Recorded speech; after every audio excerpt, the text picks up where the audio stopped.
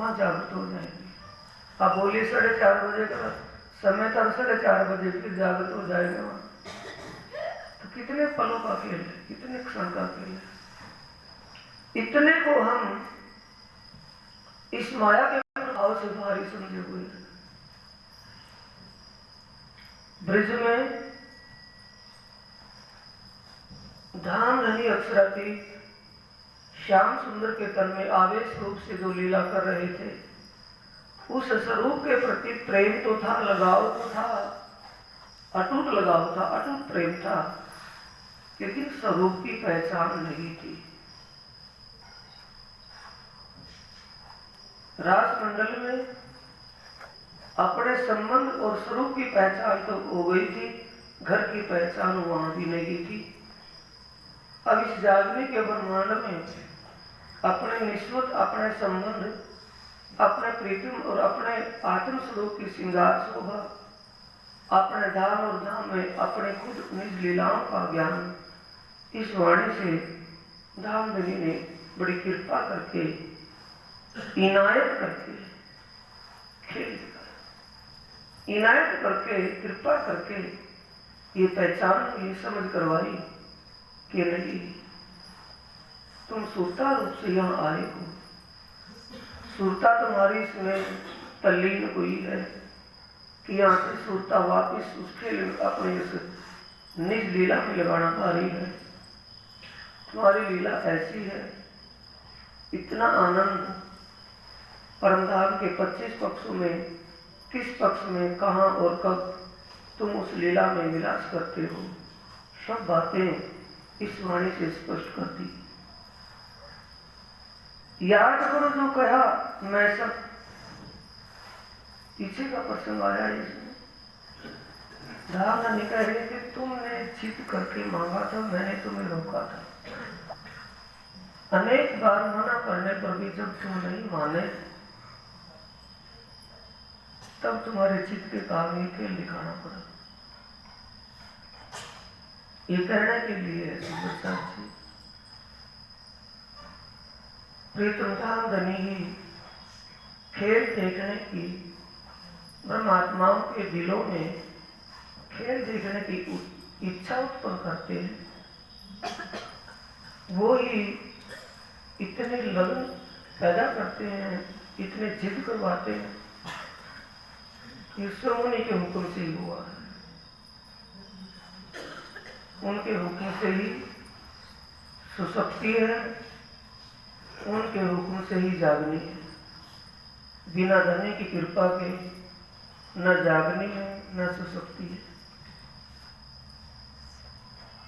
याद करो सोई सह, याद करो धनी को स्वरूप, श्री श्यामा जी रूपन। याद करने का मतलब उसकी स्मृति करना। किसी की याद आवे, याद कब आएगी? जब उसको भूल जाए। भूली आत्माओं को प्रीतम धाम धनी श्री प्रणनाथ जी अपने इस ब्रह्म ज्ञान के प्रकाश से होश दिला रहे हैं, शुद्ध करवा रहे हैं कि तुमने ये मांगा था, अब इसको खूब देख लिया, अच्छी तरह इसका आपको अनुभव हो गया। अब अपने निज आनंद की अनुभूति कीजिए, अपने मूल संबंध की पहचान कीजिए, अपनी आत्मा के सच्चे मालिक प्रीतम परमात्मा जिससे आपका मूल संबंध है, उसके स्वरूप का स्मरण कीजिए, स्मृति कीजिए। याद करने का मतलब स्मरण करना, स्मृति करना। जब आप ध्यान में बैठते हैं, चितवन में बैठते हैं, तो आपका ध्यान उस स्वरूप और उसकी शोभा व उसकी लीलाओं में ही एकाग्र होना चाहिए। याद नहीं करना, उसको स्मृति में लेना,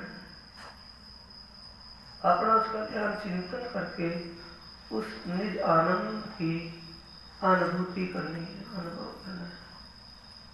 कि धीरे धीरे जैसे आप प्रयास करोगे, धीरे धीरे आपकी एक स्वाभाविक आदत बन जाएगी उस प्रीतम धनी की श्रृंगार शोभा का ध्यान चिंतन करने की। तो एक स्वाभाविक आदत एक दिन ऐसी परिपक्व होगी, आपको उस स्वरूप शोभा या उस आनंद का अनुभव हो जाएगा। जब भी आपको वहाँ का एकाग्र चित्त होने के बाद अनुभव होगा तो आपको वो रस ऐसा रस जाएगा कि आपके अंदर एक जिज्ञासा पैदा हो जाएगी, तड़प हो जाएगी। संसार में आप सब कुछ पाकर के भी अपने आप को खाली समझेंगे, क्योंकि आत्म का धर्म वो है। कल वो कहता ना, चौकस कर चित दीजिए आत्म को यही धर्म, कि आत्मा का खजाना, आत्म की नामक, आत्म का धर्म। तो अपने निज लीलाएं, संविधान के आनंदमय लीलाएं, निज नाम तारतम्य में भी कहते हैं हम सुंदर साथी। याद करो सोई सने साठ कद महीनों मिले जहे, सुख सैया लेवे नित अंग आत्म जे उपजत। अंग का मतलब हृदय, आत्मा या सोता है उसके हृदय में जो परमधाम के अंदर जो आत्मा है, परात्म स्वरूप में आनंद विलास से जो आनंद विलास में आनंद लेती है, उस आनंद का यह हमें अनुभव करना है। कब होगा? जब हमारे अंदर एक विशेष लगन हो जाए, एक स्वभाव बन जाए, एक अंदर रुचि बन जाए उस प्रीतम का या उसकी धाम लीलाओं का ध्यान चिंतन करने। अब श्री प्राणनाथ जी अगले प्रकरण से कह रहे, तुमको इस उपजाने को सो अब उपाय। ये मेरे वतन के साथियों, आप जिस दुखमयी स्वप्न की लीला को देखने के लिए जिद करके सुरता रूप से आए हो, तुम्हारी सुरता, तुम्हारी चित्तवृत्ति इसमें तल्लीन हो चुकी है, जिससे तुम्हें तुम्हारे अंतस्करण में तुम कभी विचार भी नहीं करते, कभी ये दिल में भाव भी नहीं आता कि मैं अपने मूल संबंधी की श्रृंगार शोभा या अपने निज घर की निज आनंदमय लीलाओं का मैं चिंतन कर लूं। ये तो दिल में भाव ही नहीं। अब मैं तुम्हें एक युक्ति बता रहा हूं जिससे तुम्हारे दिल में वो प्रेममय शोभा बस जाए।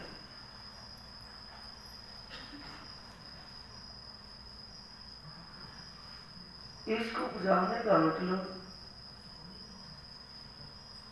प्रीतम पारतम परमात्मा की शोभा या उस निर्धाम में होने वाली लीला तुम्हारे हृदय में अंकित हो जाए। उससे हृदय क्या हो जाएगा? धाम बन जाएगा। एक मास का बीच नहीं रहेगा। जिस हृदय में धाम की शोभा, प्रीतम की शोभा और उस प्रीतम की धाम व लीला जिस हृदय में अंकित हो जाए, बस जाए, वो धाम दिल हो जाता है। उपजाने का मतलब कैसे करना है? युक्ति उतारे तो इश्क पैदा होने की इसका प्रकरण का नाम है। इश्क ये इस्लामी भाषा का शब्द है।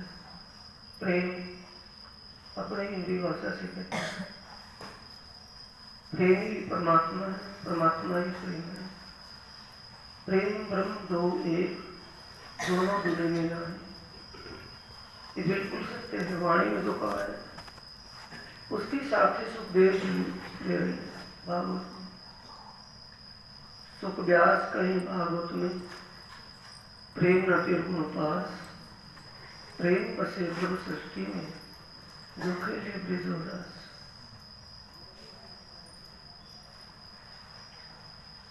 प्रेम सुंदर साजी कि जो हम आपस में एक दूसरे के प्रति भाव की हमारा होता है, ये ही प्रेम नहीं होता। ये हमारा एक सामाजिक संबंध होना चाहिए। आपस में एक दूसरे के प्रति प्रेम प्रीति का व्यवहार होना चाहिए। प्रेम और भी इसकी बारीक बात है। प्रेम ही ब्रह्म है और ब्रह्म ही प्रेम है।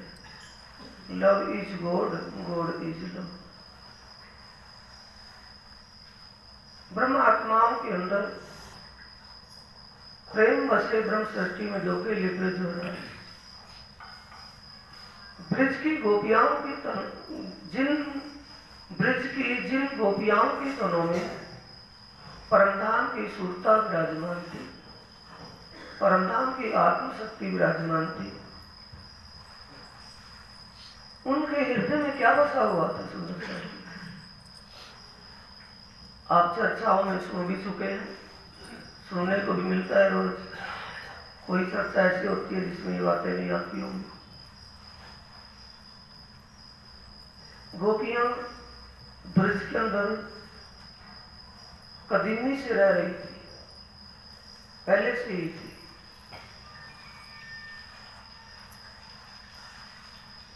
जिस दिन श्याम सुंदर का प्रगटान हुआ और श्याम सुंदर के तन में अक्षरातीत धाम धनी की आवेश शक्ति विराजमान हुई, अक्षर की आत्मा के साथ।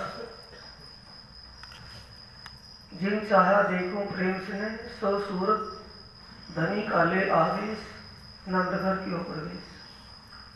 अक्षर की आत्मा, अक्षर के सूता चित्तवृत्ति ने अक्षरातीत के आवेश के साथ श्याम सुंदर के तन में धारण किया, प्रवेश किया। उसी समय ब्रज की गोपियाओं के तनों में परमधाम की परातल की सुरता चित्तवृत्ति उन गोपियाओं के तनों में प्रवेश कर गई।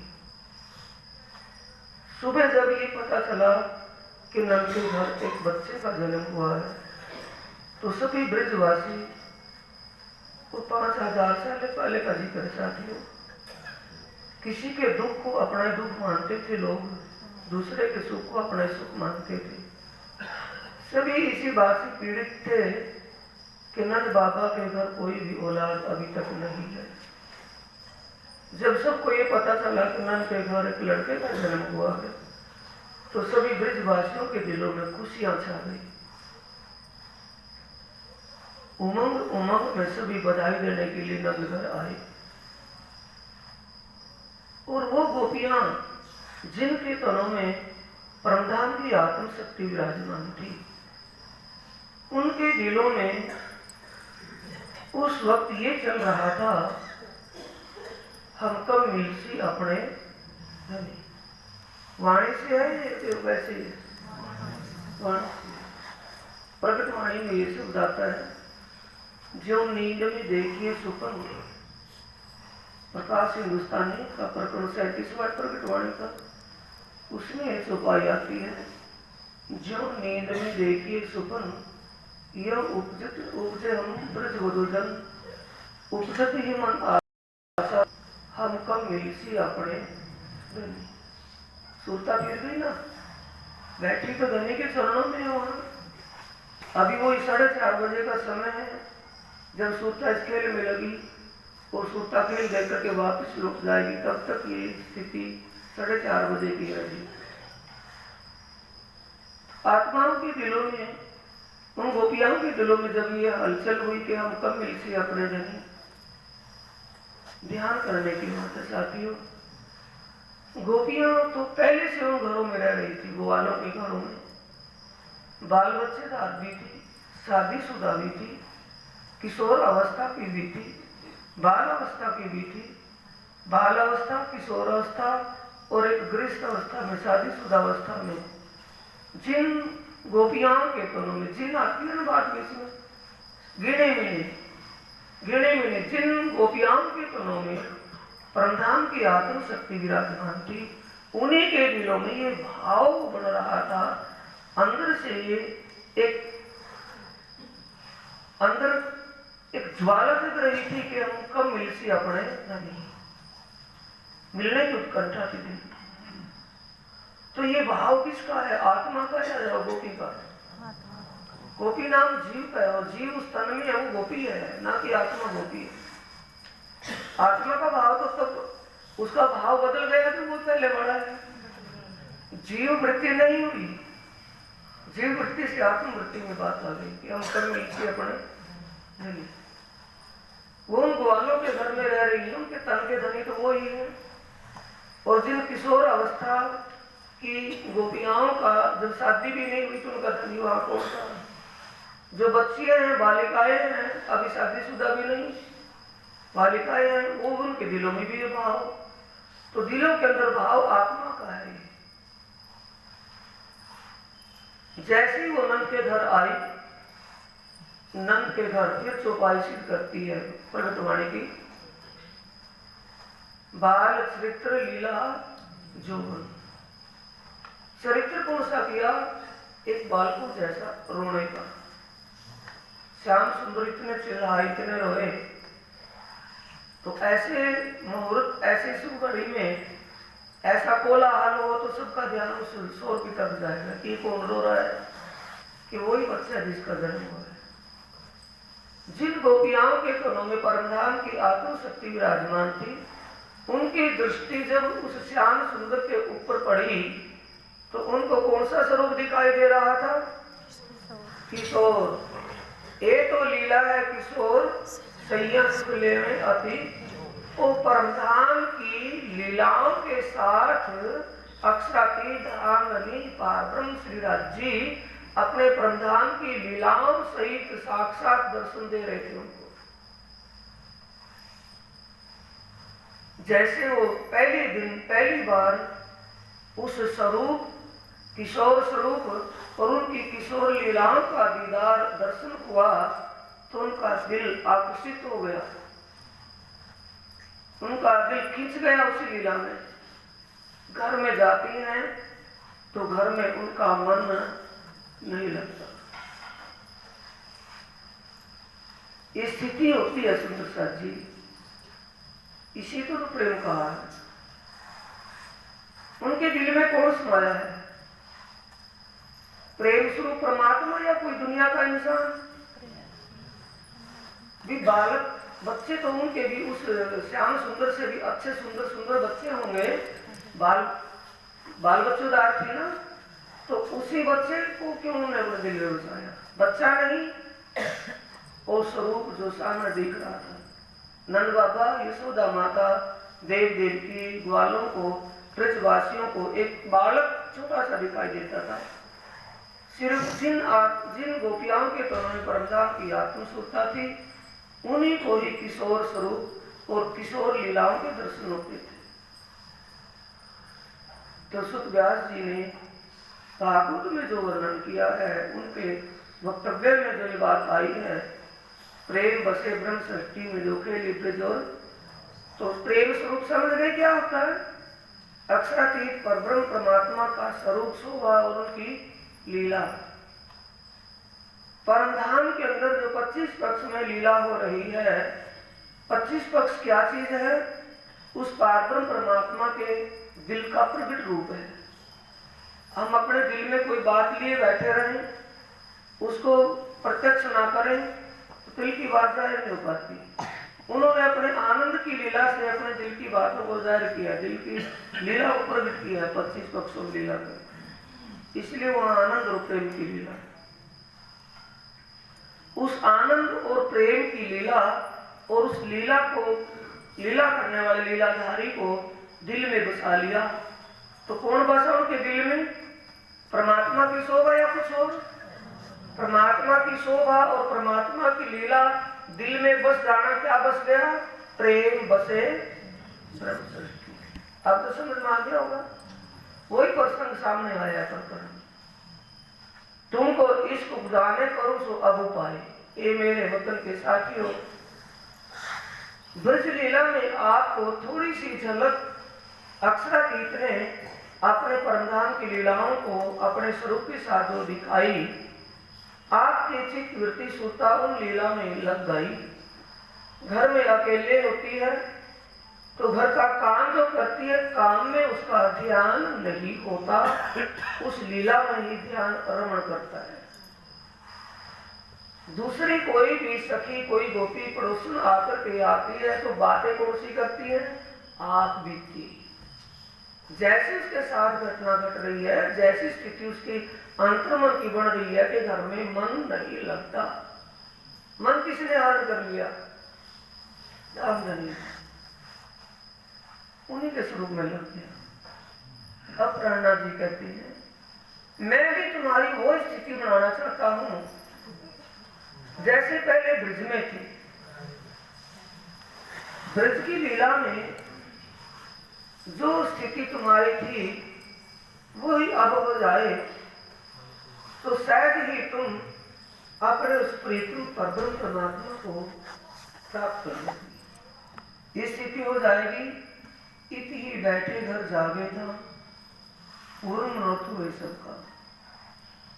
तुम देखत मोहे इन इंद्र में मैं 14 तबक से दूर। ये स्थिति जो मानती थी अपनी इस ब्रह्मवाणी में, वो अक्षरातीत परब्रह्म प्राणनाथ इस ब्रह्म ज्ञान में जो हमें प्रबोध उपदेश दे रही है, वो अपनी बीती नहीं, वो हम ब्रह्म आत्माओं की स्थिति बनाने के लिए कह रही है।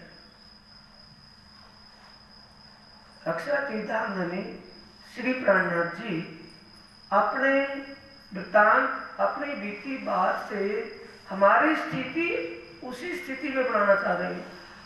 इसलिए कहा है, तुमको इस उपजाने करूं सो अब उपाय। पूर चलाऊं प्रेम को जो याही में चाक चुकाए। कि मैं वो स्थिति तुम्हारी बनाना चाहता हूं जिससे तुम उस प्रेम स्वरूप परमात्मा की श्रृंगार शोभा और उसकी लीलाओं में निमग्न हो जाओ। तुम्हारा ध्यान, सुरता, चित्त वृत्ति हर पल उसी लीला में रमण करती है। कीजे याद मिलाप धनिकों और सखियों के समय आपस में सभी ब्रह्मात्माओं का कितना प्रेम भाव परमधाम में, एक दूसरे से कितना मजाक, कितनी हास्य ठिठोले की लीला, एक दूसरे को आनंद देने के विचार से। परमधाम के अंदर एक एक कण में यही प्रेरणा, ये भाव प्रकृति ही है। परमधाम की जमीन, सीढ़ियां, पौड़ियां अक्षरातीत धाम धनी व ब्रह्मात्माओं को आनंदित या अपने प्रेम, अपने इश्क से रिझाने के लिए उसी स्थिति में बदल जाती है। जिन सीढ़ियों पर आत्माएं चढ़ती हैं कितनी सॉफ्ट, मुलायम, नरम होती है, क्योंकि उन पर चढ़ना किसको है? अक्षरातीत पार ब्रह्म परमात्मा, उनकी ब्रह्म अंगना, उनकी हृदय स्वरूप आत्माओं को। तो वहाँ एक दूसरे को आनंद प्रदान करने की भावना हर किसी के अंदर है। चाहे वहाँ का पशु है, कहने के लिए पशु पक्षी यहाँ की जुबान से, यहाँ के शब्दों से कहा गया है, लेकिन सब आत्मा रूप है। जैसे इस नश्वर जगत में सभी प्राणियों के अंदर, चाहे वो पेड़ पौधा, घास फूस, पशु पक्षी, इंसान, देवता, भगवान, ईश्वर, कुछ भी है, सभी के अंदर नारायण अंग प्राण है, सभी के अंदर जीव है। ऐसे ही वहां सभी के अंदर आत्मा है। परमधाम में ये सिस्टम आत्म स्वरूप है। सब रात दिन हम प्रेम में विलास किए हैं जी। रात दिन, दिन की लीला में कहा, रात की लीला में किस समय तक कहा, कैसी कैसी लीलाएं होती हैं, सब चर्चनी किताब में लिखी हुई है साथी। चर्चनी किताब है जो चितुनी की, उसमें लिखी हुई है, सिर्फ हमें समझने की आवश्यकता है। उसमें पढ़ कर नहीं समझ सकते तो हम वीडियो के द्वारा पेन ड्राइव में उसको देख सकते हैं, कहाँ कब और कैसी लीला होती है। उनके लिए आज से 350 साल पहले जो ब्रह्म मुनि धाम धनी श्री प्राणनाथ जी के साथ उनके पावन चरणों में सेवा में हाजिर थे, उनके लिए उस जमाने में कठिन था, क्योंकि सिर्फ चर्चा से ही बताया जाता था। ज्यादा करें तो एक जो परमधाम का पट दर्शन बनाया गया था प्राणनाथ जी के जमाने में हाथ के द्वारा, उससे थोड़ा समझाया जाता था कि यहाँ से जमुना जी है, वहां से ये वो चीज है, वहां ये चीज है। अब जो आपको नक्शे के द्वारा वीडियो के द्वारा देखने में मिल रहा है, ये आपका ये सौभाग्य है और आपके लिए सरलता है। समझना और उसका ध्यान करना उसके लिए बड़ा आसान है। निश्चित रंग मोहन में सात श्यामा जी श्याम, याद करो सुख सब अंगो जो करते आठों यम। 8 पहर परमधाम में कब और कहां किस लीला में आप आनंद विलास करते हो, उन्हीं लीलाओं को याद करना है। याद करो सुख, कौन से सुख? अखंड आनंद सुख, जिसको हम सिर्फ तात्पर्य नहीं बोलते।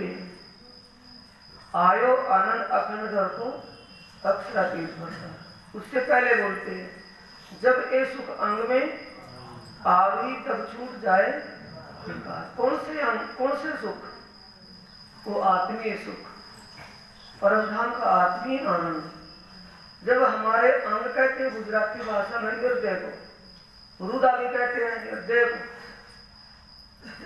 अंग का मतलब हृदय में, जब हमारे अंतस्करण में आत्म के धाम दिल में वो दिव्य परमधाम में होने वाली लीलाएं बस जाएगी, स्मृति में आ जाएगी, चित्त वृत्ति सुरता हमारी उन लीलाओं में रमण करने लगेगी।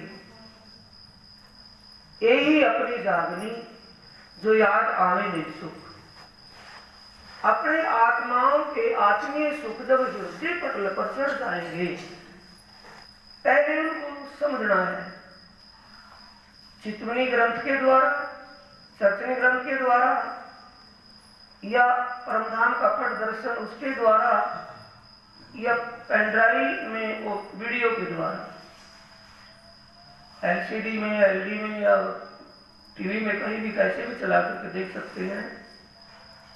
प्रोजेक्टर के द्वारा जैसे भी आप उसको समझ सकते हैं वैसे समझ लें। और आठों जान का मतलब दिन रात वहां परमधाम में 8 पहर जिस लीला में होती है। तो सबसे पहले पहर में कहाँ होते हैं?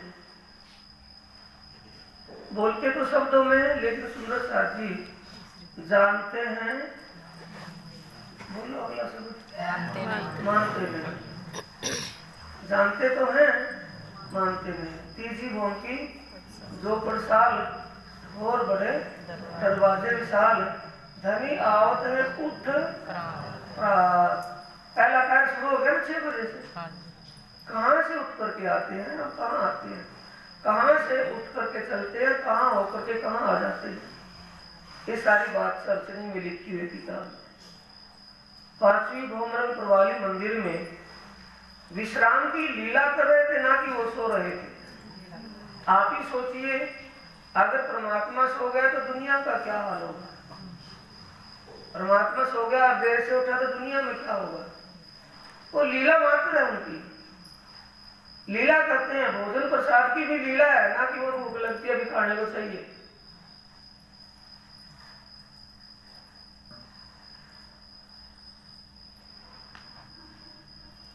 कहीं भी बीतक वाणी और वृत्त चर्चनी में फ्रेश होने को भी आया कहीं जिक्र नहीं आया ना? तो जब खाएंगे भूख लगेगी तो फ्रेश होना पड़ेगा, कहीं भी जिक्र नहीं है। लीला मात्र है वो, भोजन प्रसाद की लीला होती है तीसरी वो है।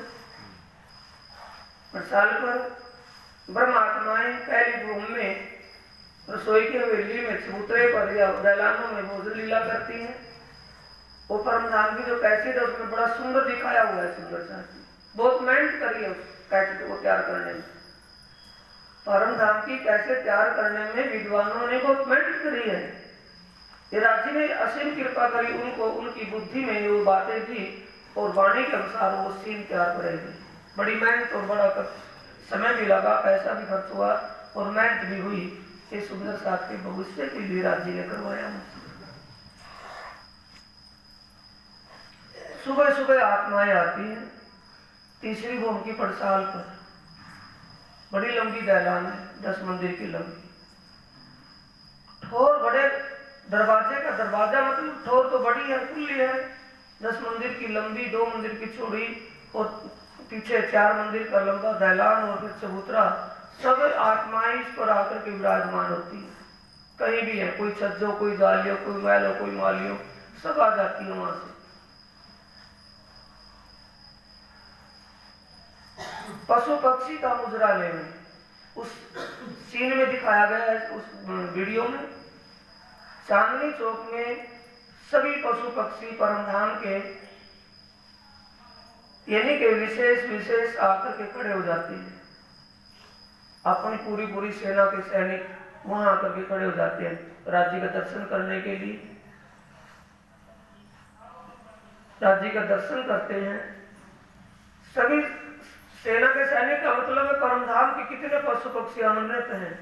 चांदनी चौक में सभी आ नहीं पाते, लेकिन जो चांदनी चौक में खड़े हुए पशु पक्षियों को राज्य का दीदार होता है, दर्शन पाकर के सुख मिलता है, आनंद मिलता है।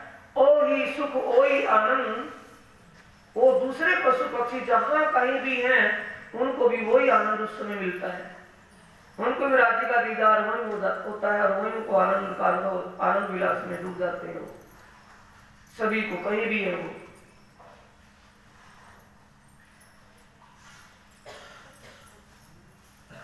वन सिंचित अमृत आघात, ये सारी बातें इसी में आई थी।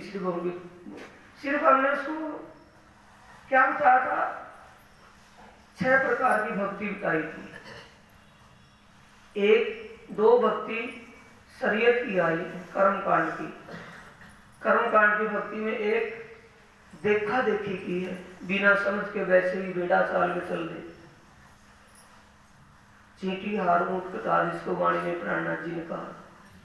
दूसरे को सिर्फ दिखाने के लिए, जचाने के लिए, दोनों को कोई महत्व नहीं होता। तीसरी भक्ति है ना, वैकुंठ धाम की 4 मुक्तियों को प्राप्त कर लेने की, जो दिल से की जाती है, अंतस्करण के द्वारा लगनशील होकर के की जाती है। ये वैकुंठ धाम से आगे की चौथी भक्ति है हकीकत की, वास्तविकता को जानकर के जब भक्ति की जाए। ये वास्तविकता क्या है सुंदर शाह जी, हकीकत क्या है जो हम रोज सुबह शाम संध्या या मंगल आरती में बोल रहे हैं। तीजी बोल की जो प्रसाद प्रातः सुमरू अक्षरातीत श्याम श्यामा जी साथ रहे, प्रथम पाठ 7 घाट 2 कुल रीति, ये जो है जो बोल रहे हैं सिर्फ बोलने को बोलना नहीं है। जो शब्द हम उच्चारण कर रहे हैं, वो शब्द जब हम उच्चारण कर रहे हैं, उस शब्द पर हमारा ध्यान सुरता वहां को, तो ये हकीकत की भक्ति होती है जो जीव को अखंड मुक्ति प्रदान कर देती है। इसके आगे 5वीं और 6ठी बंदगी आया मार्ता सागर ग्रंथ में, प्रकरण 4।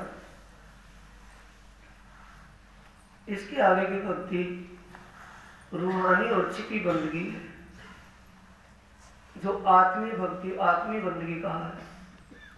वो अंतरात्मा के द्वारा की जाती है, अंतर्दृष्टि से सुरता के द्वारा।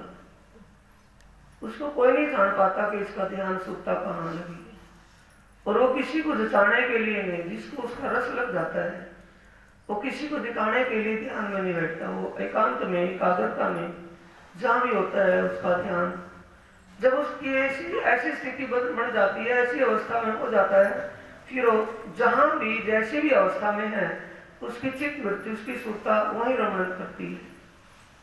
उसकी सूरता, उसकी चित्तवृत्ति में वो शोभा व लीला हर पल रमण रमण करती रहती है, वही लगी रहती है। ये स्थिति हकीकत और छिपी बंदगी, रूहानी और छिपी बंदगी, छठी बंदगी है। तो सुंदर शादी जो हम शब्दों में तो बोल रहे हैं, लेकिन हम उसको जानते नहीं, उस बोलने का लाभ नहीं मिल पाता। खाली बोलने से कुछ नहीं, जानो ना उसको।